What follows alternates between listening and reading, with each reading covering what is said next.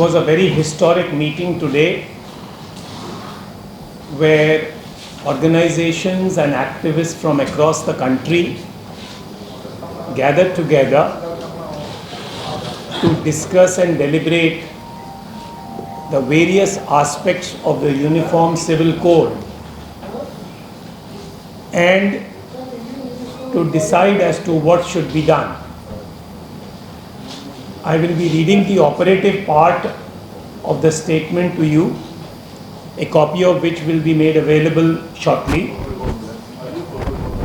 Organizations from across the country, namely the All India Backward and Minority Communities Employees Federation, that is BAMSEF, Shiromani Akali Dal Delhi, Confederation of Dalit and Tribal Organizations, All India Ravidasya Taram Sangathan, National Conference for Minorities, the Sikh Personal Law Board, the Federation of Catholic Associations of the Archdiocese of Delhi, the All India Muslim Personal Law Board, the Sikh Talmel Group, the Committee for Protection of Religious and Cultural Diversity, and various activists, including Honorable Member of Parliament from Assam, we have unanimously resolved that the Government of India has no business to interfere in the customary laws and religious practices of social groups. The Government of India has no business to interfere in the customary laws and religious practices of social groups, tribals, Dalits, and religious communities. This meeting categorically observed that the one nation, one law view of the Uniform Civil Code is a pernicious attempt to intervene in the social and religious affairs of various communities and groups. It was resolved that the UCC is a threat to the fundamental rights enshrined in the Constitution. It's a threat to the constitutional guarantees and protections under various articles. It's a threat to the religious and cultural diversity in the country. It's a threat to the distinct identity of various religions and cultural groups. It is a threat to the reservation which has been provided to the scheduled castes, scheduled tribes and other backward classes, communities in the country. And in the garb of equality, this is how we perceive the UCC, in the garb of equality, an attempt will be made to removing discrimination. They will actually be scrapping reservation. It is a threat to the federal structure of the country because rules which are there in concurrent lists will be usurped by the union government, and it is also a threat to the very idea of India enshrined in the constitution of the country, with an aim to establish the dream project of a Brahmin Rashtra based on Manusmriti, with the pet slogan of Hindi, Hindu and Hindustan. We are fearful that the religious, cultural and fundamental right in our constitution is a pledge that we have taken, and it is for all of us together to ensure that these rights are protected. This is by and large the conclusion that we have derived at. And last but not the least, taking into account the prevailing situation in Manipur, this gathering condemned the polarization of the Meiteis and the Kukis in the state and urged the government, obviously the government of India, not the state government, which is known for its inaction in the last few months and many more in the previous months, to take effective steps to ensure peace in the region without compromising the rights of the tribals. बैठक हुई YMCA के hostel conference hall में, जहां पर पूरे हिंदुस्तान से, पूरे भारत से ऑल इंडिया बैकवर्ड और माइनॉरिटी कम्युनिटीज़ एम्प्लॉयज़ फेडरेशन बामसर, Shiromani Akali Dal Delhi, confederation of Dalit and tribal organisations, all India Ravidassia Dharam Sangathan, national conference for minorities, Sikh personal law board, federation of Catholic associations of archdiocese of Delhi, all India Muslim personal law board, Sikh Talmel समूह,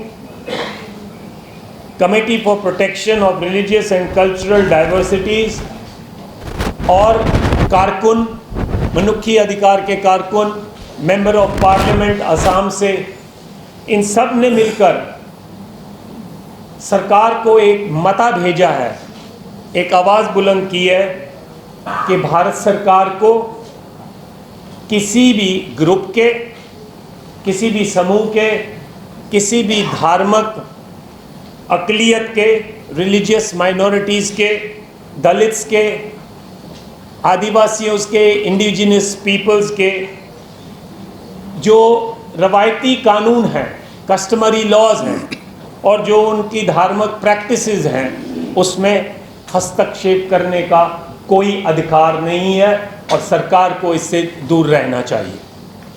हमने ये भी फैसला किया कि एक मुल्क एक कानून के नाम पर जो यूनिफॉर्म सिविल कोड थोपने की कोशिश की जा रही है, वो एक बहुत ही घिनौना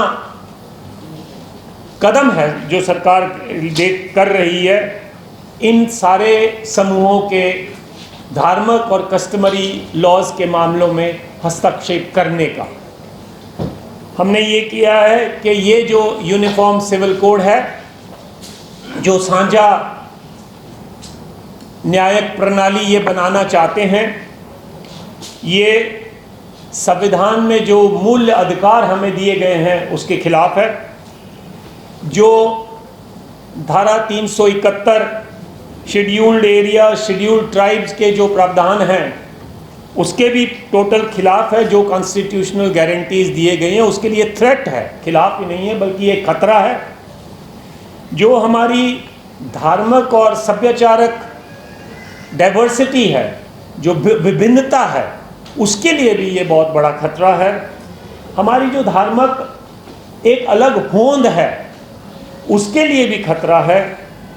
और SC, ST और OBCs के मामले में सरकार बाजा तो ये बजा रही है कि वो डिस्क्रिमिनेशन ख़त्म करेगी, दरअसल वो इनके लिए जो रिजर्वेशन है उसको ख़त्म करना चाहती है और उसके लिए भी ये बहुत बड़ा खतरा है। जो हमारा फेडरल ढांचा है जिसमें राज्यों का, सूबाओं का जो अधिकार है, सरकार उसको छीनना चाहती है हर कदम पर। उसको कभी लॉ एंड ऑर्डर के नाम पर और कभी इस तरीके के प्रावधान लाकर जो मसला कॉन्करेंट लिस्ट में है वो यूनियन लिस्ट में लाकर वो ये कदम उठाना चाहती है। सो ये एक फेडरल स्ट्रक्चर जो है संविधान का, उसके लिए भी खतरा है। और आखिर में दोहराते हुए इन सभी बातों का समूह यह है कि एक बहुत ही घिनौना सभ्याचार के खिलाफ, संविधान के खिलाफ, हिंदू हिंदुस्तान के नाम पर एक राष्ट्र की जो बात को धक्का दिया जा रहा है, ये हमारे सबके डाइवर्सिटी जो है, कल्चरल और रिलीजियस डाइवर्सिटी जो है, उसके लिए भी खतरा है। आखिर में हमने ये भी कहा कि जो मणिपुर के हालात आज पैदा हो गए हैं ये बहुत निंदनीय है, इसकी हम भत्सना करते हैं। हम कहते हैं कि सरकार को जो मैतियों और कुकी समुदायों के बीच में जो पाड़ डाल दिया गया है और ये नहीं है कि केवल 3 महीने से डाला हुआ है, इसका पूरा एक इतिहास है पीछे। इसको एकदम से बंद किया जाना चाहिए और सरकार को तुरंत ऐसे कदम उठाने चाहिए ताकि जो वहाँ पर एक अमन का जो माहौल है, शांति का जो माहौल है, वहाँ पर पैदा हो सके। मेरा सवाल है सर, मैं पीयूष पांडे हूँ, पहला सवाल ये है कि आप लोगों ने क्या विधि आयोग को अपनी सुझाव भेजे हैं? दूसरा सवाल ये है कि पर्सनल लॉ के नाम पर जो महिलाओं के साथ व्यवहार किया जाता रहा है सदियों से, क्या उसमें बदलाव को लेकर के आपने कोई विचारधारा या विचार किया है आपस में?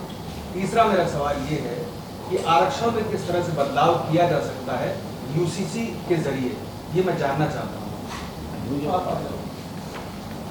एक एक करके सवाल का जवाब लेंगे। पहली बात यह है कि यहाँ पर जैसे मैंने शुरुआत में कहा, बहुत सारी संगठनों ने हिस्सा लिया है।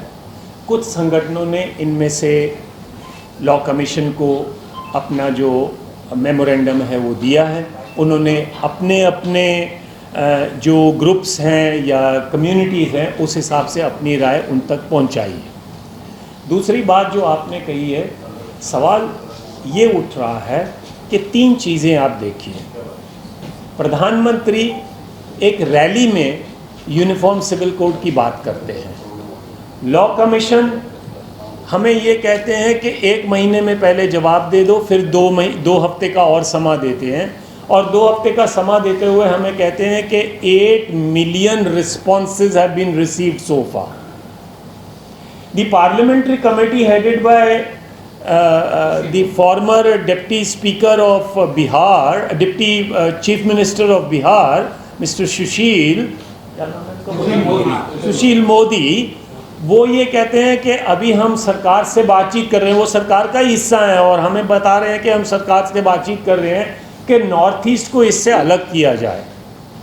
तो ये जो आप हमारे से सवाल पूछ रहे हैं कि औरतों के बारे में प्रावधान क्या होगा, या नहीं, मैं जवाब दे रहा हूँ। औरतों के बारे में प्रावधान क्या होगा या रिजर्वेशन के बारे में हम क्या सोच रहे हैं, यहाँ पर इन सभी मुद्दों पर बातचीत हुई है। हमने डिस्कस किया है कि सरकार औरतों के नाम पर क्या करना चाहती है, लेकिन हम अपनी जो साझी राय है या इंडिविजुअल राय है उसके बारे में हम तब बात करेंगे जब सरकार हमें कोई खरड़ा दे, हमारे से बातचीत करे, कौमों से बातचीत करे, फील्ड में जाए, डिस्कशन करे और हमें बताएं कि जो 41st लॉ कमीशन की रिपोर्ट थी जो कहती है कि the uniform civil code is neither necessary nor possible, तो अभी क्या बदल गया है, अचानक क्या बदल गया है? तो इससे SC ST OBC के रिजर्वेशन पर खतरा इसलिए पैदा होगा क्योंकि यूनिफॉर्म सिविल कोड के बाद ये कहा जाएगा कि जब सारे लोग कॉन्स्टिट्यूशनली और कानूनन सभी समान घोषित किए गए हैं देश के कानून के तहत, तो फिर ये रिजर्वेशन की जरूरत क्या है? सारे समान हो गए, कानूनन सारे समान हो गए, फिर जरूरत ही क्या है? ये बड़ा सवाल खड़ा हो जाएगा और ये मामला लिटिगेशन में सुप्रीम कोर्ट और कई जगह ये चला जाएगा। इसके आधार पर ये आशंकाएं SC ST OBC के लोगों के मन में है और ये आशंकाएं निर्मूल नहीं है, क्योंकि जिस तरह से बीजेपी का बैकिंग RSS करने वाले जो लोग हैं वो इसके विरोध में ही रहे हैं, तो इसलिए उनके मन में ये आशंका निर्माण होना जो RSS का बैकग्राउंड है वो तो रिजर्वेशन के अगेंस्ट में रहे हमेशा। Regarding the gender justice, if this government, according to me, if they are serious about the gender justice, because in 2014 all of us would remember that this government in their manifesto had said that they will see that 33% of women's reservation will be implemented. I want to ask you, how they done? If you are very serious about it, you will see, we see every day there is news that judges are being appointed in High Court, lower judiciary and Supreme Court of India.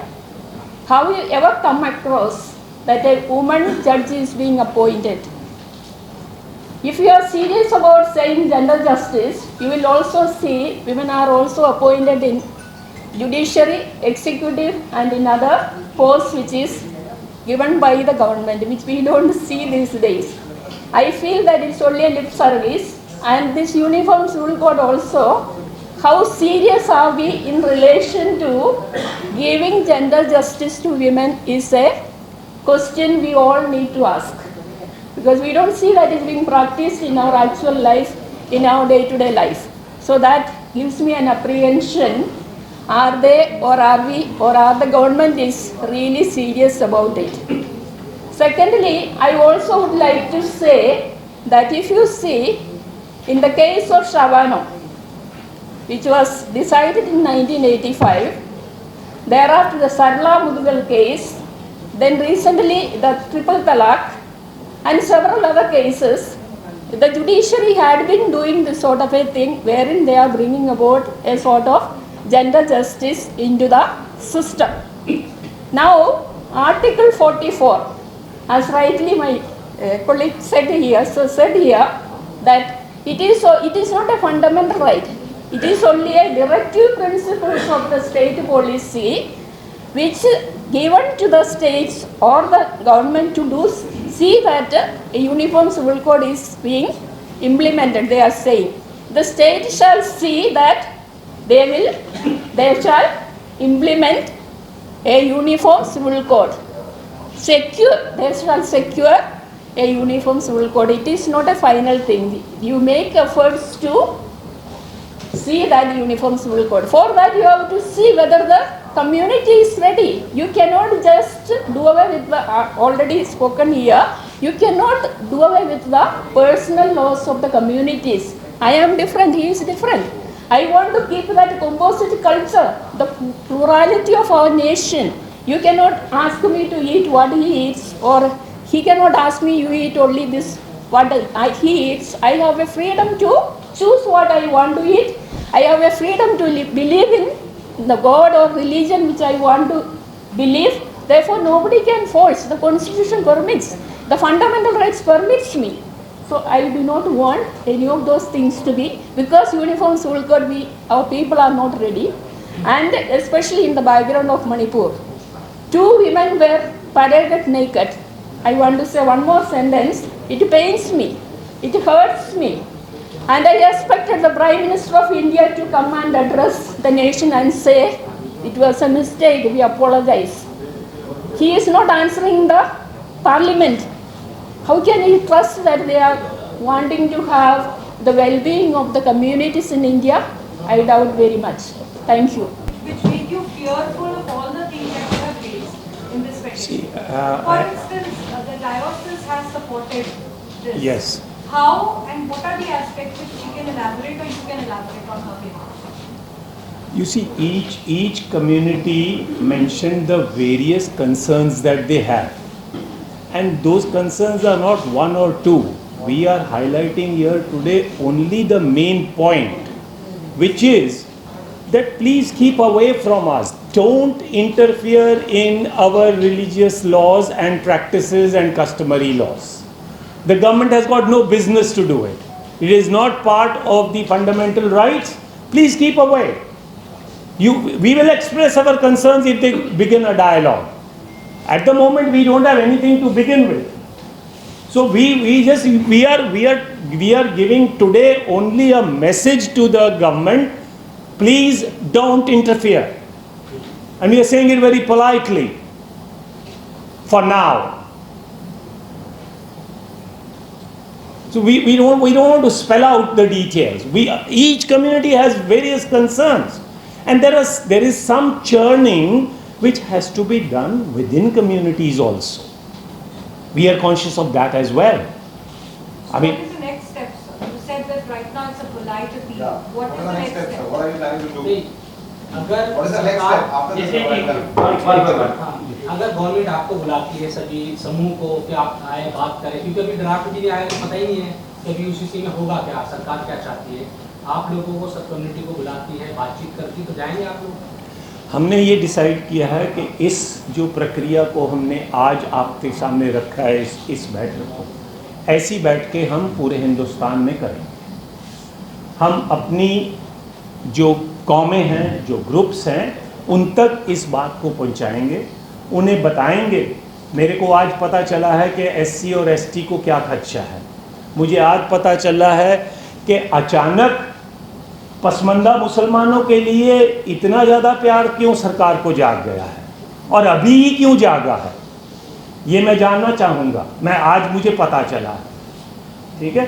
हमारे गैर सिख भाइयों को नहीं पता है कि भाई सिखों का क्या मसला है।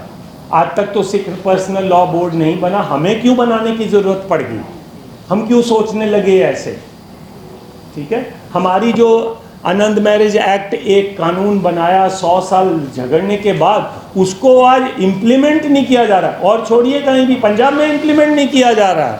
हमें समझना पड़ेगा, ये भाई साहब जो आसाम से आए हैं, वहाँ के जो ट्राइबल इश्यूज हैं, what are those issues? How many of the Indian media, apart from those who were covering Manipur desk, knew as to what is the conflict between the Maitis and the Kukis? So it's a diverse country. We are conscious of the fact that we don't know each other much. We're learning more about each other. That's what. उनका ये कहना है कि जब draft ही नहीं आया तो high तौबा किस बात की, किस तरीके से विरोध हो रहा है, पहले ड्राफ्ट की शक्ल देख ली जाए, उसके बाद आगे की बात की जाए। मैं समझता हूँ कि ये अभी तो हम इन प्रिंसिपल अपोज कर रहे हैं, हम इस आइडिया को ही अपोज कर रहे हैं। रिफॉर्म सिविल कोड का जो आइडिया है, वो आइडिया ही हमारे ख्याल में जो कॉन्स्टिट्यूशनल राइट्स हैं, पार्ट 3 में जो राइट्स एलॉबरेट किए गए हैं, जो फ्रीडम ऑफ कॉन्शियस है, फ्रीडम ऑफ रिलीजन है, फ्रीडम ऑफ प्रैक्टिसेस है और कल्चरल राइट्स हैं, उन सब के खिलाफ है। और इंडिया का जो असल आइडिया है डाइवर्सिटी का, प्लूरलिटी का, उस आइडिया के खिलाफ है। तो ड्राफ्ट आए ना आए, ये कंसेप्ट खुद हमारे ख्याल में ये गलत है और इंडिया जैसे डाइवर्स कंट्री के लिए नुकसानदेह है। और एक ऐसे ज़माने में जबकि सारी दुनिया मल्टी कल्चरलिज्म की तरफ बढ़ रही है, हम बिल्कुल एक रिवर्स डायरेक्शन में, उल्टी सिमत में जा रहे हैं। तो ये हमारे ख्याल में इन प्रिंसिपल हम अपोज कर रहे हैं। जब अगर ड्राफ्ट आता है तो वो तो हम और तफसील से बताएंगे, लेकिन ये आइडिया खुद हमारे ख्याल में गलत है। अल्पसंख्यक समुदाय को लेकर एक सवाल है, आप सारे लोग जुटे हैं अल्पसंख्यक समुदाय के हित के लिए। आंध्र प्रदेश के वक्फ बोर्ड ने अहमदिया समुदाय को मुसलमान मानने से इनकार कर दिया है। उस पर अभी जो है ये आज का जो सेशन है,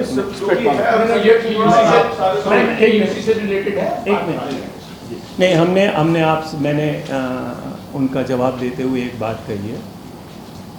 हमें सब पता है कि हमारी कम्युनिटीज़ के अंदर भी बहुत सारी जो चर्निंग है उसकी ज़रूरत है। वी नो नहीं, वो मुस्लिम लॉ पर्सनल बोर्ड या सिख पर्सनल लॉ बोर्ड, आप कहेंगे कि सिख औरतों के साथ क्या हो रहा है, उनको जस्टिस नहीं मिल रहा है, ये सारी हमारी अपनी मसाइल हैं। हम इनको तय करेंगे जब सरकार हमारे से बात करने के लिए थोड़ा सा मन बनाएगी, तो हम पूरी बात लेकर उनके पास जाएंगे।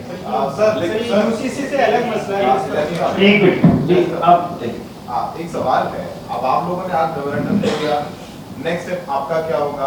क्या आपको अभी तक जो ऑपोजिशन पार्टीज हैं, यूसीसी का अगर बिल आएगा तो पार्लियामेंट में आएगा, और जिस तरीके से सरकार अभी चल रही है, ऐसा लग रहा है कि सरकार बैकफुट पर नहीं है और उसको लेकर के आएगी। उत्तराखंड में ऑलमोस्ट ड्राफ्ट बन गया है, उनके चीफ मिनिस्टर अभी 2 दिन पहले दिल्ली आए थे, उनकी मीटिंग हुई है HM के साथ, ऐसा लग रहा है कि सरकार बैकफुट में है। तो आपका नेक्स्ट स्टेप क्या है? Are you people trying to reach out to other political parties as well to support you, because Congress has still not clarified its stand over UCC? We will reach out to everybody who will support our demand. And next step? And next step, as I said, we will go to the people of this country. We will first go to our communities. We will tell them as to what is the problem of Christians, what is the problem of the tribals, what is the problem of the SCs. We will tell them what is the real intention of the government. We will reach out to the government and to the opposition parties also with our stand. Government is not on the back foot, we are aware. Government is not on the back foot, we are aware of that. We are trying to build our own strength so that we can fight it. आपने कोई banner बनाया जिस तरह सब लोग आप लोग एक साथ काम करें, कोई ऑर्गेनाइजेशन बनाए कि मुस्लिम पर्सनल लॉ बोर्ड अगर सिख पर्सनल लॉ एक प्रोसेस को आज we have germinated an idea today. I'm sure it will bloom soon and we will be able to अब मेरा पहला है, ये जो आदिवासी के ऊपर आया है, इसमें थोड़ा मैं रिएक्शन देना चाहता हूँ।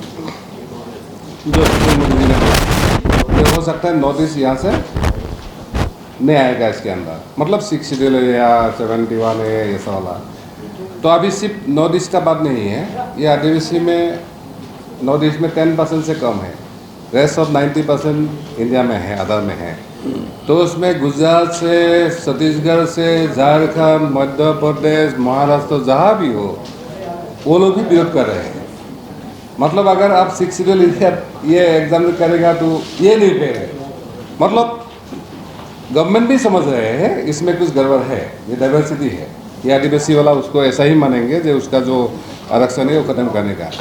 तो इसलिए मैं आपको यही बात बोलना चाह रहा हूँ, क्योंकि मुझे सबको पता है, सबसे हमको भी बात हुआ है, तो ड्राफ्ट नहीं है इसलिए हम भी ज़्यादा कुछ नहीं बोला है। लेकिन लोगों के बीच में इवन हम जब पुणे में गया, हमारा राहुल भाई है, जैन समाज ने बोला है, ये भी हम भी नहीं चाहते हैं। आदिवासी लोग तो अपने आप में रिलीजन के लिए अपना खुद मांग कर रहे हैं, बुद्धिजीव मांग कर रहे हैं, हमारे पास भी आया हुआ है। तो अभी बोल ही दिया है, ये अभी से अभी तो सब लोग जुड़ेगा, ये लोग भी होगा, उसके बाद नेक्स्ट हमारा भी लोगों के साथ हमारे पास भी आया, हमको भी जाना, ये सस्ता रहेगा। अगर जब ये ड्राफ्ट आएगा या बिल आएगा तो भी हम भी पार्लियामेंट में होने के नाते हम भी ये रिएक्शन करेंगे। मुझे ये नहीं पता कि आप इसको छापेंगे या छाप पाएंगे कि नहीं, लेकिन मैं ये बात ज़रूर कहूँगा कि हमारे लिए इस वक्त, मैं और बाकी बातें नहीं कर रहा, इस वक्त यूनिफॉर्म सिविल कोड में के मामले में हमने सुप्रीम कोर्ट से पिटीशन तो बाद में हम करेंगे अगर ज़रूरत आएगी तो, लेकिन आज हमें सुप्रीम कोर्ट को भी बहुत सारे सवाल करने हैं। Even the Supreme Court is answerable to the minority communities, tribal groups, Dalit groups, wherein they have resorted to extrajudicial methods and judgments, written judgments. अब हम ये किसी एक कम्युनिटी की बात नहीं करेंगे, लेकिन आपको एक इशारे मात्र बात मैं ज़रूर कहूँगा, अगर आप मुझे इजाज़त दे रहे हैं। बाबरी मस्जिद की जजमेंट है, 5 जजों ने दस्तखत किए हैं, 550 पन्नों की जजमेंट है। उसके बाद 185 पेज का वो जजमेंट का हिस्सा है जिसमें 5 में से किसी ने दस्तखत नहीं किया। Unprecedented in the annals of the history of the Supreme Court, not only of India, of any other country in the world. And that judgment says Guru Nanak and Guru Gobind Singh visited Ayodhya and said that this is the Ram temple. It's a shameless allegation made by the judges of the Supreme Court of India. And we will contest that. So मेरा ज़्यादा नहीं कहूँगा, बहुत सारे ऐसे विषय हैं, इसलिए मैंने उनका भी पूरा जवाब नहीं दिया। मैं हमें सिर्फ ये कहना है आज कि भाई हमको जीने दो, आप भी जियो, है ना।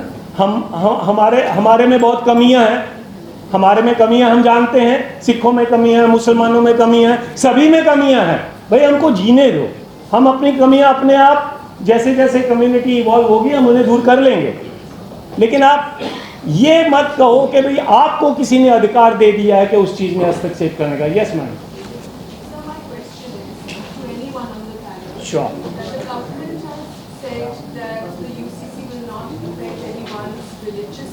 or cultural practices, then what is the concern? Because you said a little earlier that we don't want our practices, but they've already said this. It's got to do with marriage, adoption and inheritance, right, specifically. The track record of the government forces us to believe that we cannot trust it. We cannot trust this government. Their track record since the last 10 years and on the question of the Uniform Civil Code since the last many decades is questionable. Therefore, we can't trust them. So in continuation of that only, Please. the government has also said that in respect of the rights of Muslim women, specifically the UCC is going to be very beneficial. So how would you respond to that? Because they have openly said that in the rights of Muslim women it is going to be more helpful. So they should not be the ones opposing. I'm saying, ma'am, that the rights of Muslim women is not the business of the government of India. So the right to all are important. 1 minute, 1 minute. It's misconstrued. I do not mean to disrespect the independence or the rights of women. I'm a male feminist, if I may say so. I'm all for women's rights. But I want to categorically emphasize that when you are dealing with the religious rights of communities and affairs, it will take years and decades of discussion and dialogue with communities, not just a hurried bill brought out in the parliament and forced through. It will lead to a very big rebounds from the community. There may be a section of Muslim women who may welcome it, but there is another large cross section we don't want it. So are you trying to create animosity within the communities? He represents the Buddhists, and you know, I mean, it is perceived in. एक सवाल का जवाब दीजिए। आपने court जाने के मामले में कहा, क्या क्लैरिफिकेशन मुझे इसका चाहिए, क्योंकि देखिए कोर्ट उच्च न्यायालय में यानी कि सुप्रीम कोर्ट में और हाई कोर्ट में जहां भी PIL UCC को लेकर दर्ज हो रही है, कहीं कहा जा रहा है इट्स नॉट मेंटेनेबल, और स्टेट्स को अपनी कमिटीज बनाकर UCC लागू करने का हक भी दिया जा रहा है 162 के अंदर। तो क्या आपके लिए न्यायालय के पास जाने का जो रास्ता है वो पूरी तरह से इस वक्त बंद दिखाई दे रहा है, क्योंकि ना ही सुप्रीम कोर्ट ये PIL एंटरटेन कर रही है, ना ही हाई कोर्ट एंटरटेन। मैंने आपसे पहले ही कहा कि हम बहुत चिंतित हैं सुप्रीम कोर्ट के एटीट्यूड से, लेकिन हम रास्ता बंद नहीं करेंगे। हमको जब ज़रूरत महसूस होगी हम बंद दरवाजे पर भी थोड़ा सा और ज़ोर से खटखटाएंगे, भी शायद हमारी बात सुन लें। ये हक हमको एज सिटीज़न है, एक नागरिक है, एक इंडिविजुअल है, हमें है, हमारी औरतों को है, सभी को है। We will knock the doors of the government, we will try and will knock the doors of the court and say that please listen to us. Now, if they don't want to listen to us, as they have not listened in the past in many cases, what can we do about it? Could you present a petition, all of the organizations together? If the need arises, we will. This is not that stage. Yeah, we are trying politically. Yeah, it's too early to say that. You first try politically and then you will move. We are trying to get together. If the need arises, yes, why not? On any particular point or any 2 or 3 salient points, we will get together. अभी तक हमारे सभी लोगों की बातों से आपको एक बात पता चली होगी कि भारतीय समाज व्यवस्था UCC के लिए तैयार नहीं है। जनमत UCC के खिलाफ है। सरकार ने UCC की जो बहस छेड़ी हुई है उससे हम डरे हुए माइनॉरिटीज़, क्योंकि सरकार की नीयत और सरकार का रवैया और काम करने का तरीका और उनका पूरा काम पूरी तरह से एंटी माइनॉरिटी है। सरकार माइनॉरिटी को डराकर उनके मन में डर का माहौल तैयार करके उसका राजनीतिक लाभ उठाना चाहती है। उसके लिए सरकार द्वारा UCC का सिर्फ राजनीतिक तौर पे हथियार बनाकर इस्तेमाल किए जाने पर हम सभी लोग उसकी निंदा करते हैं, हम उसका विरोध करते हैं। और साथ ही भारत का एक अपना मकाम है विविधता में एकता। विविधता में एकता लाने में सबसे बड़ी अड़चन UCC है।